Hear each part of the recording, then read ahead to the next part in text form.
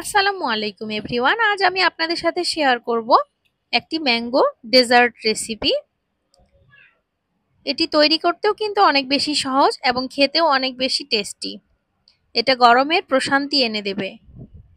আপনারা গরমের দিনে এটা অতিথিদের সামনে কিংবা বাসার ছোট বড় সকলের সামনে এটা তৈরি করে দিতে পারেন।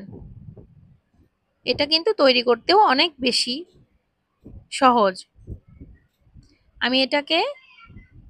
আমি এই ডেজার্টটিকে শুধুমাত্র বাদাম এবং কিশমিশ দিয়ে ডেকোরেশন করেছি। আপনারা এটাতে আইসক্রিম কিংবা ফ্রুটস ইউজ করতে পারেন।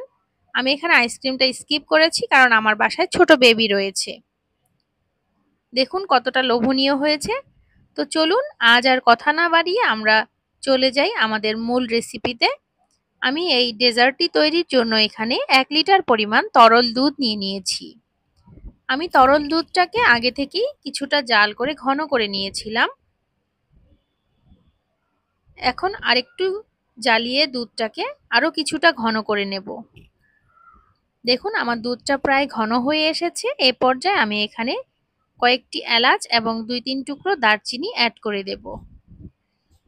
এ পর্যায়ে আমি এখানে 2 মুঠো চিনির গুঁড়ো চাল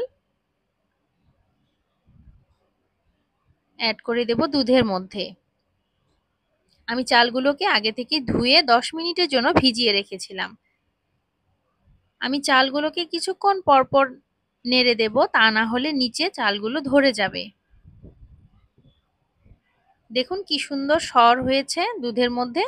আমার চালগুলোও কিন্তু সিদ্ধ হয়ে এসেছে, প্রায় 90% সিদ্ধ হয়ে এসেছে আমার চালগুলো। এই পর্যায়ে আমি এখানে 1 কাপ পরিমাণ ম্যাঙ্গো পিউরি অ্যাড করে ফেলবো। আমি ম্যাঙ্গো পিউরিটাকে এবার দুধ এবং চালের সাথে খুবই ভালোভাবে মিক্সড করব, যাতে ম্যাঙ্গো এবং রাইস আর মিল্ক সব একসাথে মিশে যায়। এ পর্যায়ে আমি এখানে অ্যাড করব স্বাদ মতো চিনি। চিনিটা আপনারা আপনাদের পছন্দ অনুযায়ী, আপনাদের স্বাদ অনুযায়ী দিবেন, যে যেমন মিষ্টি খেতে পছন্দ করেন। এ পর্যায়ে আমি এখানে অ্যাড করব 2 টেবিল চামচ পরিমাণ গুঁড়ো দুধ। গুঁড়ো দুধটা অ্যাড করার পরে আমি এটাকেও খুবই ভালোভাবে মিক্সড করে নেব চামচ দিয়ে, যাতে কোনো ধরনের লাম্পস বা দলা এর মধ্যে না থাকে। এরপরে কিছুক্ষণ নেড়েচেড়ে আমি এটাকে আরো কিছুক্ষণ জ্বালিয়ে নেব। এ পর্যায়ে আমি এখানে অ্যাড করব 1/2 টেবিল চামচ পরিমাণ ঘি। আমার ডেজার্টটি হয়ে গিয়েছে। ভিডিওটি ভালো লেগে থাকলে লাইক, কমেন্ট এবং সাবস্ক্রাইব করতে ভুলবেন না।